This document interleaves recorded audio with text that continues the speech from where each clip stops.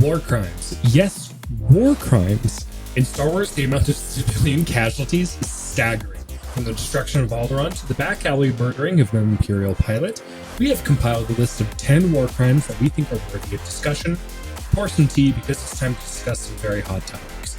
Welcome to Talk About Welcome to Talk About Tatooine. I'm Andrew. I'm Nathan. And we are twin brothers here to bring you what's new in nerddom and give a colorful commentary on our favorite subjects. Welcome to our cantina. Grab a drink and settle in as we set course for realities beyond our own. Cheers, brother. I'm drinking out of my Mariners. I'm drinking out of my Mariners cup today. Today we're going to be talking a lot about all the horrible things that happened in the Star Wars universe. We're talking these are S-tier war crimes. It's going to be a great time. We do have a little bit of news at the end, so make sure you guys stick around for that. But we're going to start off with our opening questions. What have you been watching recently? So as far as what I've been watching recently, we now have an HBO Max or just Max, whatever. So I have a plethora of movies that I've never seen before, didn't get the chance to see in theaters, and I'm trying to see them now. One of those movies last night was the movie Valkyrie. It's about the German assassination plot to kill Hitler. They are not successful. It is based on a true story. I don't know how many of the details they fudged, I guess. They're not successful because we know that Hitler kills himself in a bunker when the Russians absolutely curb stomp through their way through Berlin. So he's not successful. He is executed at the end, which I'm not a huge Tom Cruise fan, so I'm like, oh, okay. But so I watched that. I mean, we also watched like Top Gun. I was like, that's a movie I do want to see, but I don't want to see it in theaters because I don't like Tom Cruise. And then watching mostly a lot of kaiju movies and Harry Potter. Nice. Excellent. I have been going through the Orville actually on your recommendation. And that's actually, so it's a really weird evolution of a series because the first season is like totally satire. And you're just like, okay, it's Seth MacFarlane. It's obviously parody. It's a parody of Star Trek. It's exactly what you expect. And then it gets real serious really quick. What story are you on? So we are on the episode I just went through is Topa just finished her surgery and what's the other guy's name? Clyden left. That was like the last thing I saw. Which I was kind of like, oh my gosh, finally, I don't really like Clyden that much. But yeah, it's intense. And also the Kalon threat is like, they go from like, hey, we're going to do this like episodic thing to like, hey, now there's an existential threat to the entire galaxy. And we're going to throw in some political assassinations in there. We're going to throw some all sorts of fun stuff. And you're like, the Krill are super nasty and they just get worse. And it's just like, oh my gosh. I thought this was supposed to be funny. What's happening? But it's really good. Even my wife, every time I have it on, she's like, I can't read when you have this on because it brings me in every time. And I'm like, yeah, got it. That's great. So that's what I've been watching. Awesome. So we are going to be talking about war crimes today. For you listeners out there, I want to just read through what essentially is the definition of a war crime. So this is going to be a little bit boring, probably a little bit dry, but I'll try to do my best. The Rome Statute of the International Criminal Court has an extensive list of war crimes and is based on the Geneva Convention and customary laws, Reisenberg said. This is a quote from an article. The statute defines war crimes as grave breaches of the Geneva Conventions, namely, any of the following acts against persons or property protected under the provisions of relevant Geneva Convention. Number 1, willful killing. Number 2, torture or inhuman treatment, including biological experiments. Number 3, willfully causing great suffering or serious injury to body or health. Number 4, extensive destruction and appropriation of property not justified by military necessity and carried out unlawfully or wantonly. Number 5, compelling a prisoner of war or other protected person to serve in the forces of a hostile power. Number 6, willfully depriving a prisoner of war or other protected person of the rights of fair and regular trial. Number 7, unlawful deportation or transfer or unlawful confinement. Number 8, the taking of hostages. And then other serious violations of the law and customs during international conflict, including the intentional targeting of civilians, are defined as war crimes under the Rome Statute. The statute lists crimes against humanity, which include murder, rape, torture, enslavement, among other offenses, committed as part of a widespread or systemic attack directed against any civilian population with knowledge of the attack. Though genocide and crimes against humanity can occur during peacetime, war crimes can occur during only an armed conflict, Dannenbaum said. So that's a really interesting distinction. It has to be during a conflict to be a war crime. So, I mean, thankfully we're in the Star Wars, so it's all war crimes. The crime of aggression, waging war without legal basis, is an international crime, but rarely prosecuted relative to war crimes, he says. And that was from a USA Today article. What is a war crime? Ukraine accuses Russia of them, but what exactly constitutes a war crime? Ryan W. Miller, March 2nd, 2022. We've got a decently extensive list of kind of some pretty open-ended things. And if you guys are fans of Star Wars, you guys probably know what we're going to start with. So, Andrew, go ahead and hit us off with this one. I wrote in parentheses, obvi, because the Death Star. This is considered a war crime and is the start of the galactic civil war between the Empire and the Rebel Alliance. I mean, the wanton murder of billions and probably trillions of people, actually. Alderaan probably had a lot of, well, maybe not trillion. A trillion is a lot. A trillion is a million billions? Is that how that works? Or is it 1,000 billions? It's 1,000 billions. Okay. Yeah. That's a lot. It's a lot. It's a lot of people. I don't think there's a trillion people on Alderaan or Scarif or Jeddah. So. Yeah, so the Death Star fires 3 different times, each resulting in what is assuming a 100% casualty rate. So it's like, hey, this is a weapon that whatever it fires at, it kills no matter what. And we also see technically this being used in, I guess this technically wouldn't be a part of a war crime, but you also see the Death Star being fired in Episode 6, Return of the Jedi, where it's being fired at capital ships. And that, you could argue that that has military necessity, and so isn't a war crime. I would agree with that. I would agree Death Star 2, when it destroys the Mon Calamari capital ships during the Battle of Endor, that's not a war crime, even though it's excessively violent.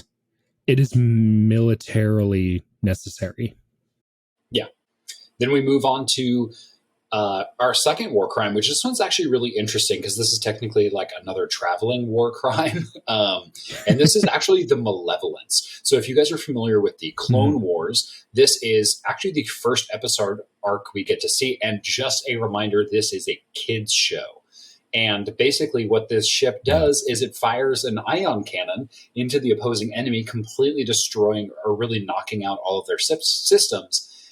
And what makes this a war crime is because these people are now defenseless against this weapon. And then they're basically like, hey, how do you like living? And they're probably like, a lot. And then they just destroy them instead of taking them prisoner. So, yeah. And they do this quite General a bit. Grievous. So this was one of General Grievous's capital ships during the Clone War, like we said. And what he would do is he would systematically disable ships and then just kill everyone on board. And he even made such a point to make sure that there were no survivors, going through the wreckage of these ships, sending out droid, basically like rippers that would go find the escape pods. They would punch through them or blast through them and suffocate the occupants inside to make sure that their existence wasn't known to the Republic, so they couldn't, send a fleet to destroy them, which is inevitably what ended up happening. It should be noted that these are our top 10, but this isn't necessarily from worst to best war crime. That's probably not the right phrasing. So you would say like number 1 is the Death Star, but like number 2 was the malevolence, but it wasn't the second worst thing to happen in Star Wars history. These aren't in any particular order. These are just 10 that we pulled out that we thought were just the worst overall. Yeah, absolutely. And it should also be noted, we are doing canon only. We do have some Legends war crimes in the honorable mentions at the end of the episode. Nathan, hit us with our number third. Oh my god. Our number third. Yes. I will hit you with the number third. So our third one is, you guys are probably thinking, again, if this was in ranked order, this would actually technically be number one. And this is the firing of Starkiller Base. And my only comment was like, is it technically a war crime if no one's alive to report it? Just kidding. Because keep in mind, it's like, okay, the Death Star destroyed Alderaan. They basically functionally destroyed Scarif and Jeddah. And the Starkiller Base destroys like 6-7 planets all at once. Imagine how many people died on those. And these were core, not core worlds like Coruscant, but these were worlds that were very heavily populated. This is where the Republic capital was, and they're not putting a capital on a farm world. They're putting a capital on a metropolis world. So like a lot of people dead. So one of the worlds that is destroyed is very much a metropolis world, similar to that of Coruscant. It was Hosnian Prime, and it was the seat of the New Republic government.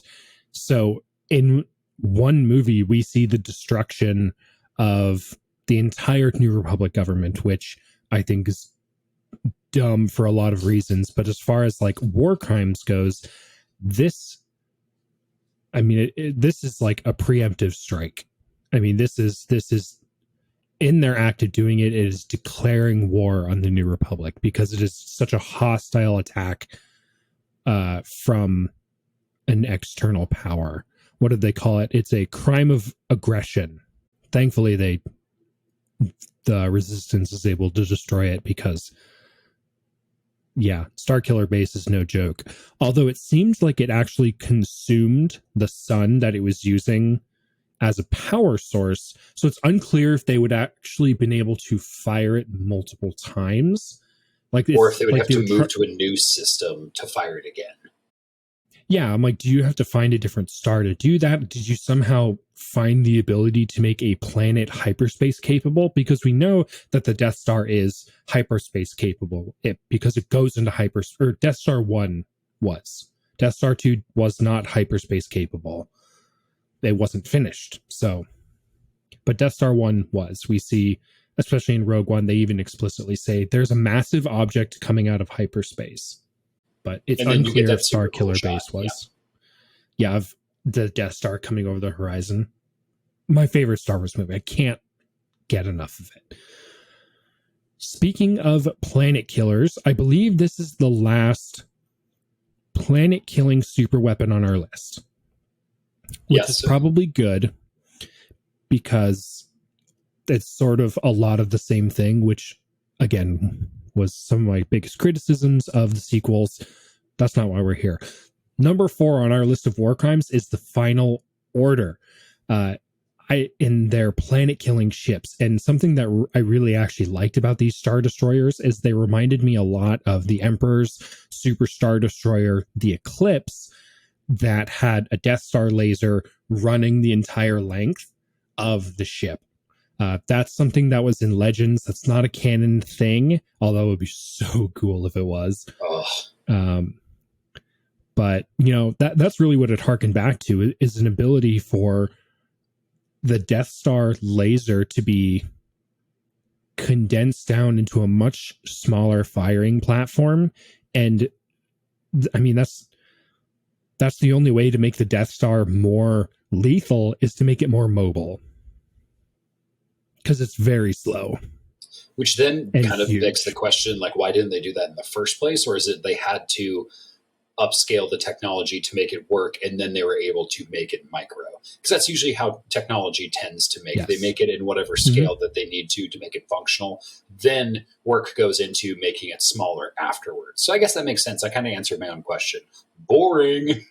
Yeah, you're totally right. Like, repetitive storytelling aside, that is really, we do see the evolution or product life cycle of the Death Star in this case go from like to bigger and bigger and bigger to then smaller and smaller and smaller.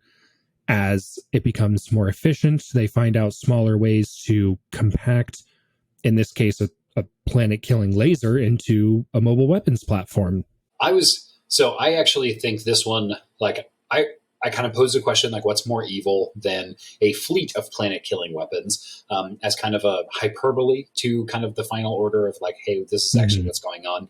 And I actually think this only deserves an honorable mention because like this made the threat to the galaxy so strong that the good guys basically had to win. Like there was no way that they were going to be like, hey, by the way, at the end of episode 9, all of these ships get away. Although that would have made a great follow-up for episode 10. Mm-hmm. They're like, hey, we went in and we tried to stop them and we failed. Like, and then like 5 ships or something gets out.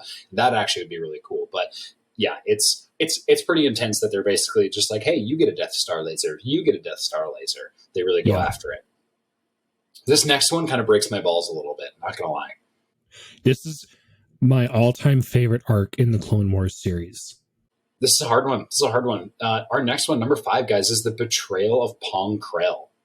Yes. And if you guys are not familiar with the, what's the planet called again? Oh gosh, it's the shadow planet of Umbara.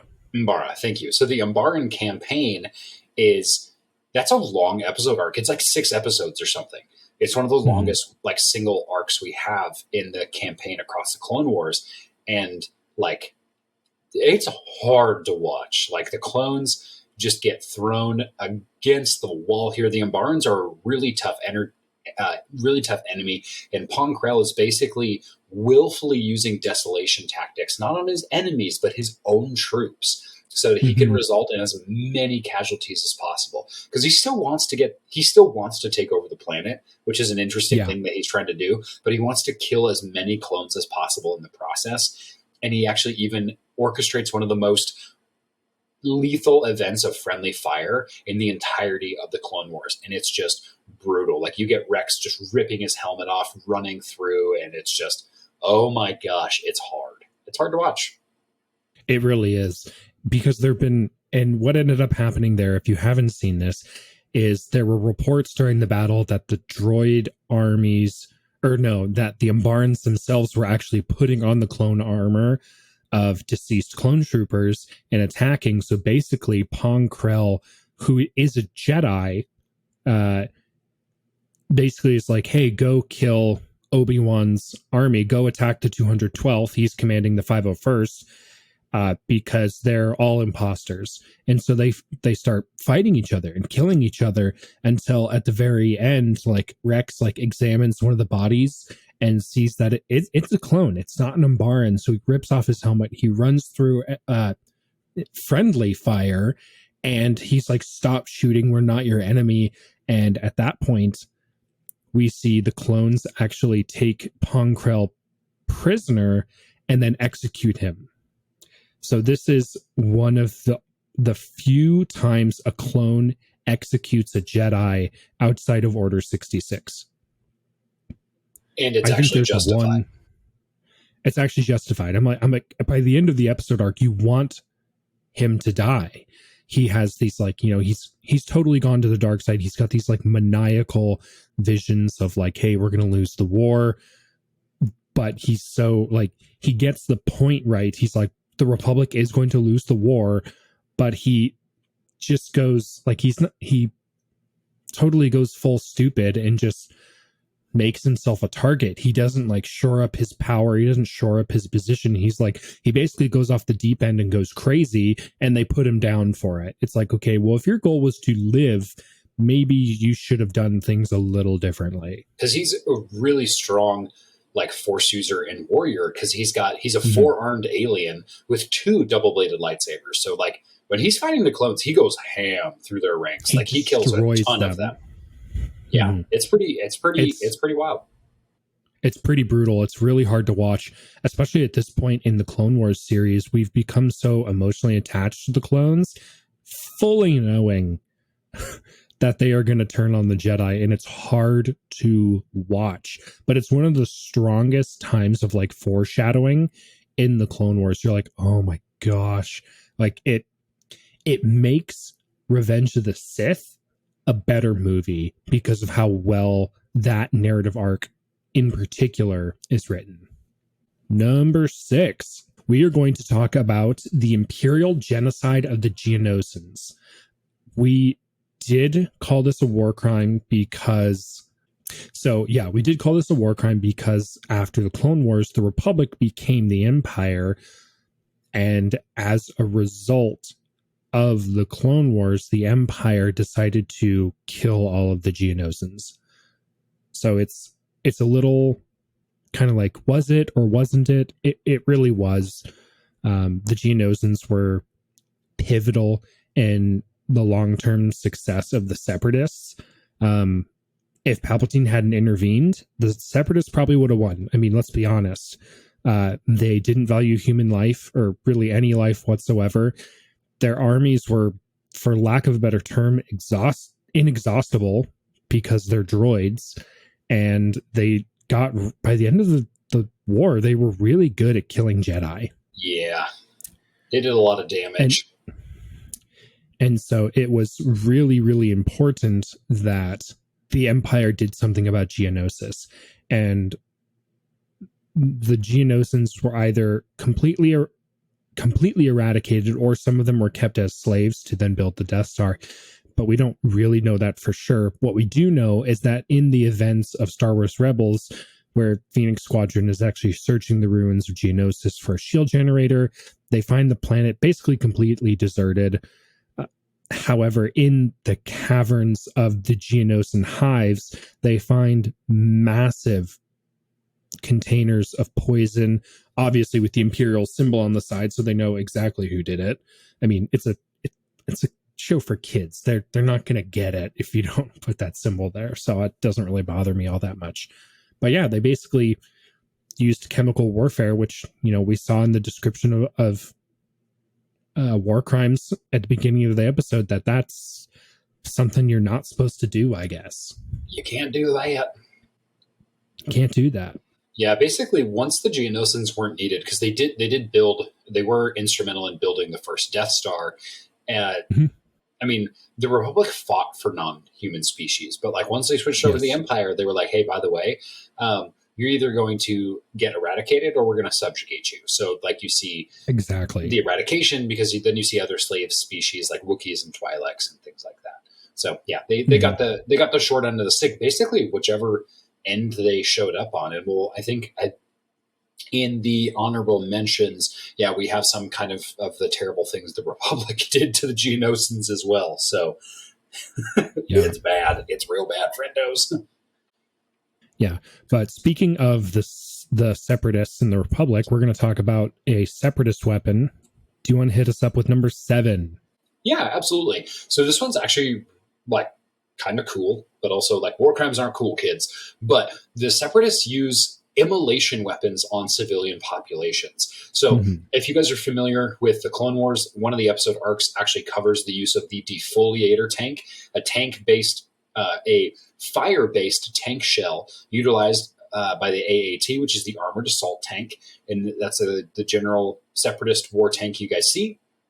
It's used against a peaceful race in its initial testing on Meridoon, against the very peaceful, like very, very peaceful, like pacifist peaceful Amani people. And it's also used on Dathomir when the forces of General Grievous go to exterminate the Night Sisters. And basically this defoliator shell is, once it strikes the ground, it basically napalms everything that's organic around it, leaving mostly just carbon behind. So it's pretty gnarly. Yeah, you know the gif of a planet being subjugated under the Exterminatus and Warhammer? That's what the defoliator does. It just spreads across the surface and kills absolutely anything in its blast radius. Ooh, it's vicious to watch. Dude, what if the Separatists made a shell like that could be fired from a ship? Then you'd literally have Star Wars Exterminatus. That would be intense. It could happen. If they can fire it from a tank, they can fire it from a ship. Let's see. Number 8 on our list, is also from the Separatists, because the best way to show that they are the bad guys is by doing war crimes, because a child can understand a war crime and be like, wow, that's unforgivable. There's no redemption. They just need to be eradicated. I mean, that's how most 2-year-olds talk.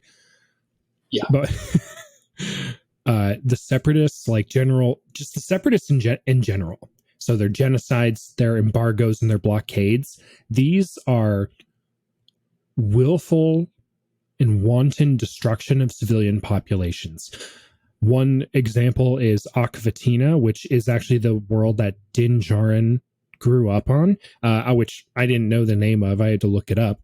But we see tons of flashbacks from Din's childhood of scores of droids just rampaging through towns and indiscriminately killing civilians. Like there's no one to fight those droids. They're just like, for whatever reason, the Separatists have decided that you are going to die, like you're not on our side, and just kills them all until eventually Death Watch shows up and actually fights back the droids invading.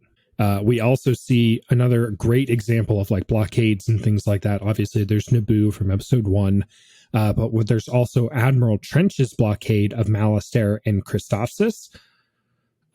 Trench relied heavily on terror tactics and was a master at setting and defending blockades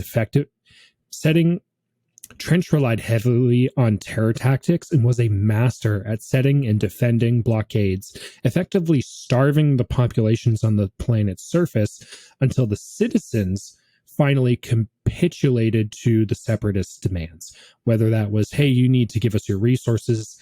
Hey, you need to give us, your people as slaves. Hey, you need to give us money, or you need to join the Separatists and not join the Republic.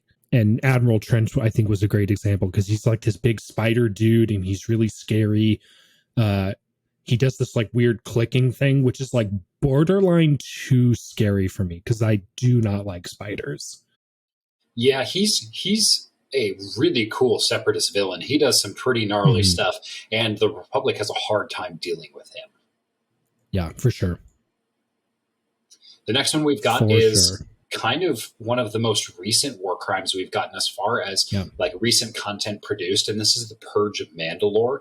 We see this is one of the few recorded instances of atomic weapons and being used in the Star Wars universe, and the actual glassing of a planet where the Emperor so thoroughly bombed the planet's surface that it turned all the biological matter into the glassy material known as trinitite. So when Din first goes down to the planet in his modified N1, you see all those crystal structures. That is trinitite, and it is pretty gnarly.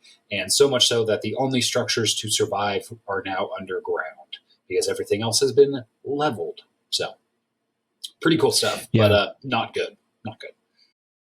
I'm wondering if the writers for The Mandalorian, especially for season 3, where we do see like their return to Mandalore and all this different stuff, I'm wondering if they were big Halo fans, because the Mandalorians are, for all intents and purposes, like the Star Wars version of the Halo Spartans, and like glassing of planets, like literally turning the surface into glass, is actually a term that was widely used by the Covenant, where they basically would fire their plasma beams onto the surface of the planet, turning all of everything into glass, because that's what happens when you superheat things like dirt and sand, is it turns into glass, or obsidian, I think is what it is. But in this case, it's like a green glass type thing called trinitite, which that's probably also why the planet is considered toxic, because typically green glass shaped things have lead in them. So if you find like an antique that has green glass in it, like the lead isn't going to hurt you, but don't like grind it up and put it into your smoothie. You'll get brain damage. Yeah. But that's my reason why I think maybe Mandalore is so toxic. That's why Din is like, whoever goes there dies, is because it might be a lead alloy, or the Star Wars equivalent of a lead alloy in the trinitite.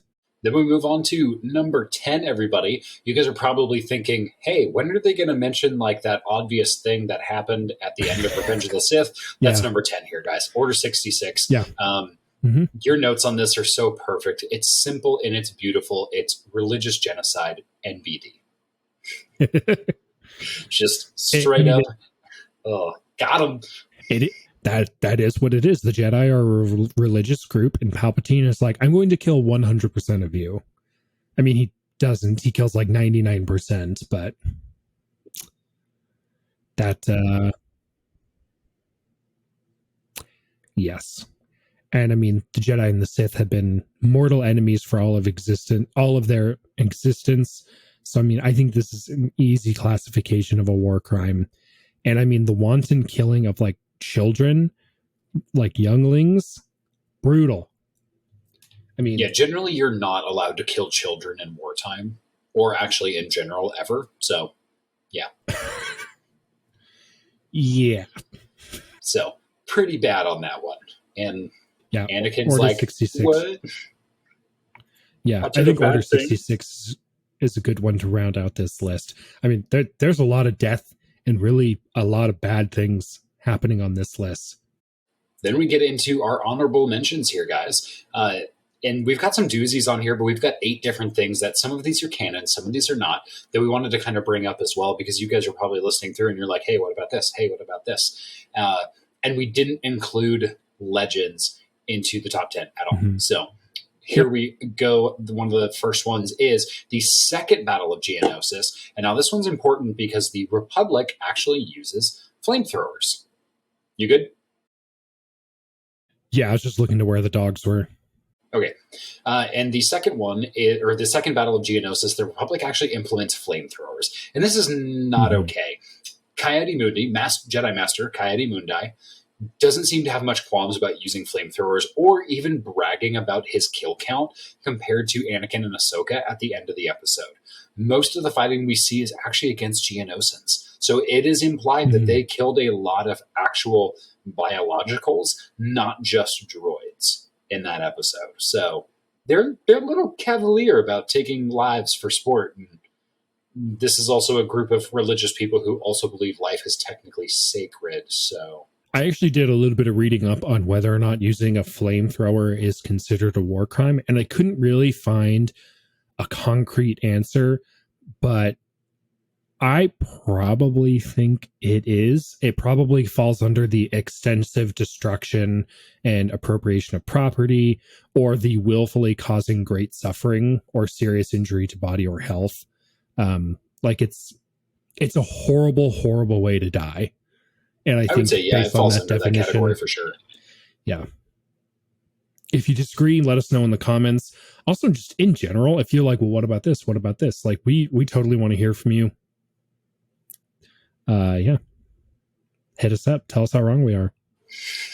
The second one I put on, which has this like indelible memory in my brain because I was like 10 years old and I read a Star Wars comic about how the Empire did a genocide against the Gungans. And you're like, wait, what? Yeah. So what happened is Naboo actually has a habitable moon, or at least in Legends it did. So that's just going to be the whole umbrella. I'm not going to preface that anymore. Naboo had a habitable moon, and all of the Gungans emigrated to that moon. It was a little bit swampy, so it was like a perfect environment. It was a perfect biome for them to live in. And what the Empire did is they like biobombed the whole place, and they killed every single Gungan on the moon. And this was like as retribution for the Gungans' role in the Republic, maybe even particularly retribution against Jar Jar in particular.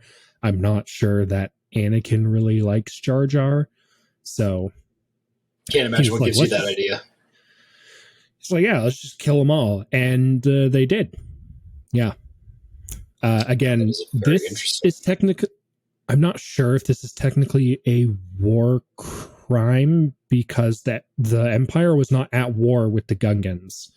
Naboo, and therefore its moons were a part of the Empire and had representation in the Imperial Senate. So it's mostly just the Empire killing its own civilians. I wouldn't classify this as a war crime because it didn't happen during a time of war against the Gungan faction.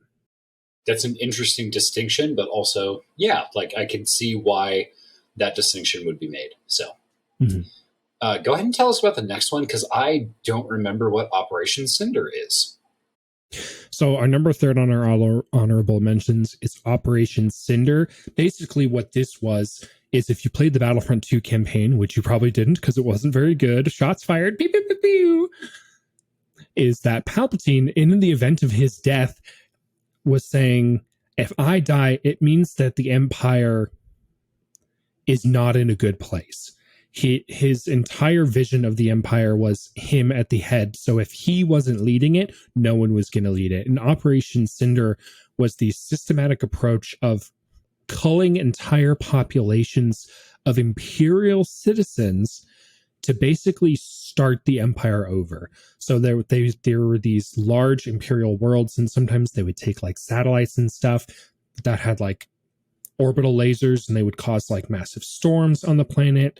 They would alter the planet's weather patterns, or they would just basically bomb them into non-existence to get rid of Imperial citizens. To just say, hey, there's Palpatine was essentially saying, I'm going to drain my own swamp if I die.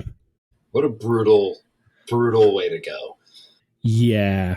And in that, we actually see that like members of Inferno Squad, like Iden Versio, like see this. She's like an ardent Imperial. She's like, she was actually a survivor of the Battle of Yavin. She's like, I can't believe the rebels would kill all the people on this station. How could they? And then she saw the Imperials basically murder her home planet, and she's like, oh, I get it now. The Empire's bad. That's why they blew up our moon. Yeah. They're like, oh, I get it now. It's like, come on. But again, I wouldn't classify this as a war crime, and really only an honorable mention because it's the Empire killing its own citizens. That's a technicality right there. It's not a war crime if you're not at war. The next one's definitely a war crime because this is the Blue Shadow virus. So this actually also takes place on Naboo, where basically separatist scientists are developing a virus that is so lethal to everyone affected. And there's like one cure. It's a route that Anakin has to go find. And they basically the only reason this succeeds is because they're able to like close down the facility before it's able to be shipped out, but it almost gets out, and it would have killed a lot of people. Yeah, for sure. And biological warfare is definitely a war crime, so can't do that. It ends up only killing like what, maybe a dozen clones by the end. Yeah, and then I'm not even sure if any of them actually die. Well, yeah, because they find the cure. I'm not sure. And I mean, basically, Ahsoka and Padme survive because of plot armor, so which is good. We like Ahsoka, so we do really like Ahsoka. We like Padme too, but her choice in men is pretty bad. But it doesn't matter what her name is; she's dead. That is a quote from Shawshank Redemption, and anytime I say that, my wife is like, why are you so mean? I was like, no, I'm quoting a movie. And she's like, stop. And I'm like, okay, I'm being mean. I'll stop. Go ahead and tell us about the next one. I was going to. The next one we have on our list, number 5 of the honorable mentions, is the Citadel arc. So if you're unfamiliar with the Citadel, this is a prison that the Separatists set up, and it's meant to hold Jedi. It's meant to hold Jedi captives. I just smacked my mic. And we see, Even Peel. We see Jedi Master Even Peel. He is captured and tortured here. They're trying to get like secrets out of him. And again, this is a war crime for sure, because it's during an armed conflict between the two warring parties, and there's torture involved. So it's a war crime. We put it on the honorable mentions list because it only affects a relatively small number of people. I mean, actually a pretty small number of people. It's Even Peel and then some Republic officers. And that's kind of it. Yeah. but they're pretty brutal to them. Yeah, they do. They do some fun stuff. It would also technically be a war crime because he's in prison without chance of a trial. Yep, no trial. Yeah. Then we also The see separatists don't believe in justice. Yeah, they're like, we're just going to kill you all. Then we've got the imprisonment of Echo as well. This one's really sad as well because you think Echo's dead for like what 5 seasons of the Clone Wars, and Yeah. and basically after the Citadel arc, Echo is lost, which I guess it's not 5 seasons, it's not that many, but you find that Echo is lost. He's presumed dead. Before the final arc, I always assumed, I was like, yeah, Echo's not coming back. Like you assume that he's dead, right? And it's a kid's show, so you're kind of like, oh, they're not just showing him getting shot in the face because this is for kids technically. So we'll just have him disappear and we won't actually show him dying. Then they bring him back and he's basically being used as a info siphon for the Techno Union, and Wat Tambor, I think it's Wat Tambor, is basically just like, you're my robotic plaything. And that's how they end up killing a lot of other clones as well, because Echo has all of Rex's battle plans. It's pretty gnarly. Mm-hmm. Yeah. Yeah, they basically plug him into a computer and like start taking secrets out of his head, which is an insane thing to be able to do. Which I guess we see a lot of that same technology later in like the Imperial torture droids. Like, the Imperials are so good at torture.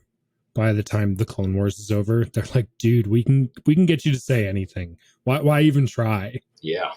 Ooh, this next one was fun. Number 7 on our honorable mentions list is the attempted, keyword being attempted, bombing of the Republic conference at Caridia. So this is when the Separatists steal a Venator-class ship. They fill it full of Rhydonium, which is, imagine potent enough gasoline that can take you to hyperspace. It goes boom very nicely. It really does. Like, the stuff is potent enough to pilot starships through hyperspace. It's very, very strong, very, very explosive. So the Separatists fill up an entire cruiser of it and basically try to just yeet it into a Republic conference with like most of the Jedi Council, most of the Republic leaders and like war leaders, senators, things like that. I'm not actually sure Palpatine is at that conference. He's probably not, because he probably orchestrated the whole thing. Most likely. Yeah, but really what they wanted to do is they wanted to just cut the head off of the Republic. Like, if this had succeeded, it would have ended the Clone Wars for the Separatists. They would have not been able to fight back. Here my notes say it's like they wanted to cut off the head of the Republic, ... with a grenade strong enough to blow up a small moon. Yeah, like, we're going to do some decapitation with explosives. Yeah. It's like, okay, gnarly. You technically can do that. But is this effort, it's pretty brutal. Is this effort thwarted by, like, what is it, D Squadron? I don't remember if they were D Squad or not, but it's the droids. Yeah, D Squad. Led by Colonel Gascon. I mean, really, R2-D2 is the hero. He totally is the one who saves it. And somehow he gets blown to like 1 million pieces, and Anakin is able to find the pieces and rebuild him. Like, you can't kill R2-D2. We will experience the heat death of the universe before R2-D2 passes away. Very true. Now, for our last one, Andrew, you're familiar with the Krytos virus, correct? Yeah, for sure.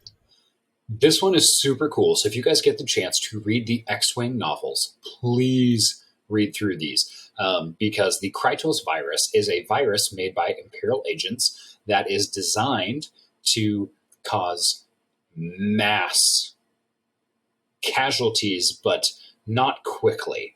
It's meant to be a slow-moving virus that moves through mostly non-human populations to get the Republic, the New Republic in this instance, to use as much Bacta as possible in curing it. Because Bacta is technically a cure, but basically the Imperial scientists said, hey, we can actually measure the amount of Bacta it takes to basically deal with this potency of virus. If we gave everyone in the universe this virus, then we could basically exhaust the New Republic's back to stores in like a year or two, like completely Yeah. exhaust it. And that was their goal. They wanted to cripple the Republic and literally kill as many non-human aliens or non-humans as possible. And they actually kind of succeed a little bit. Like it takes them a while to get through, to get this all contained, and it's pretty wild. Mm-hmm. Yeah, because it starts off on Coruscant, so like literally billions of people are infected, and like you said, it doesn't affect humans. So the Republic is trying to mitigate humans and non-humans because the Empire had treated non-humans as second-class citizens for so long, and the New Republic was trying to fix that, and the Empire is like, well, we're going to throw a wrench into that because all of the non-humans are going to be so bitter that the humans are naturally immune to this, that they're going to basically think it's their fault. Which, like, in a way it was, because humans did develop it, but yes, not all humans developed it. It was Imperial scientists, very evil scientists. Well, ladies and gentlemen, that is the end of our honorable mentions list and our war crimes episode. We hope you had a great time going down this wonderful memory lane with us, talking about all the awful things that happen in Star Wars. We're going to talk a little bit about Star Wars video game news here, and Star Wars movie news. I'm just going to preface, it's not good news. There's very little happening in the Star Wars IP right now, I feel like, other than the High Republic books and comics, which I'm also reading through. So I'm getting my little Star Wars dopamine hits pretty regularly, but there's not really anything mainstream media, i.e. movies, games, and television for Star Wars coming out. There are rumors that Taika Waititi is still working on his Star Wars script. The last time we talked about this, his movie is not going forward. However, it sounds like he's still writing something, so that he's trying to get greenlit. That would be great. Yeah, I like Taika Waititi's work in the Marvel universe. I'm hoping he can do a good job in the Star Wars universe. It's a little unclear to me why we can get, 1.2 Marvel movies a year and 0.0 Star Wars movies a year. Yeah, beats me. Those are really both huge intellectual properties for Disney, and it's like, why aren't you guys cranking this out? Like, yeah, it's kind of confusing from a business standpoint. You're like, you guys know, you're like, even if the movies are bad, you guys still make money, right? Like, we don't want them to make bad movies, but they're gonna. Yeah, we'd prefer them to make good movies, but the sequel movies for Star Wars were objectively some of the highest grossing movies of all time. Doesn't really matter what you think, they got rich off of it. Another thing, this is more rumor mill. There are rumors of a new KOTOR game in development.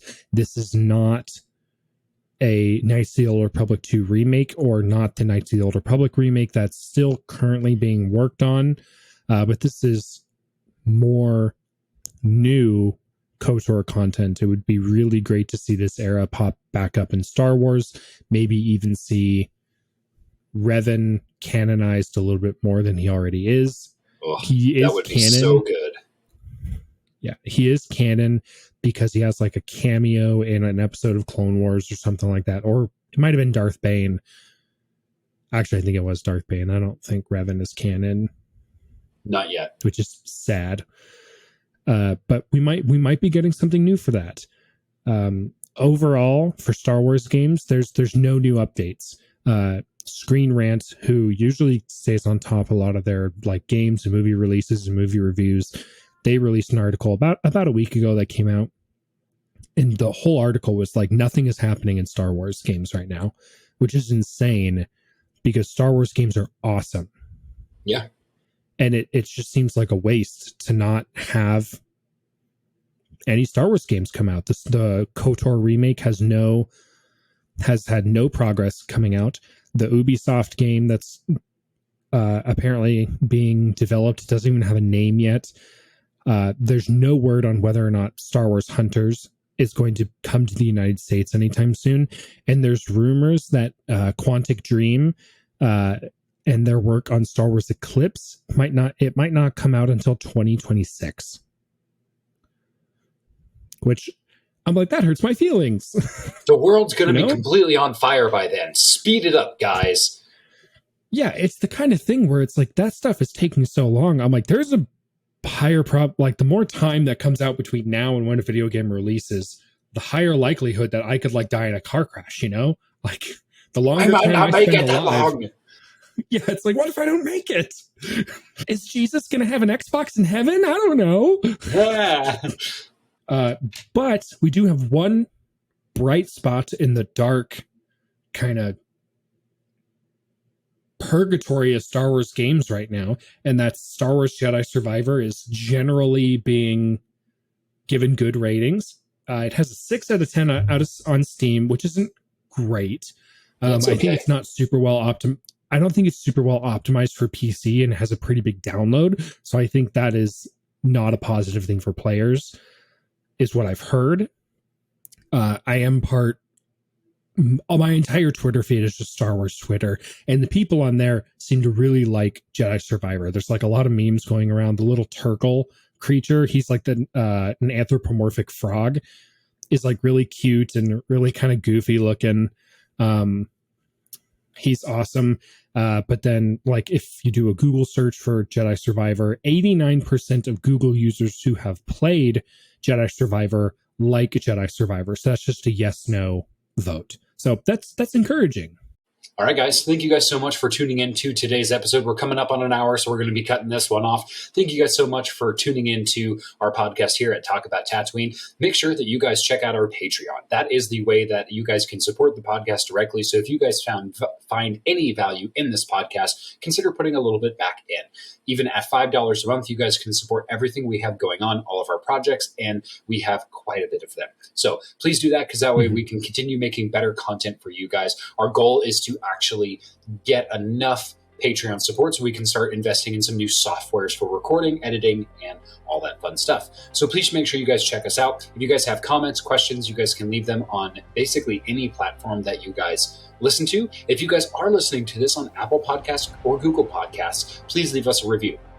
That would be super helpful in getting this podcast to be shared with more people. Hit us up with that 5 stars. We will love you forever.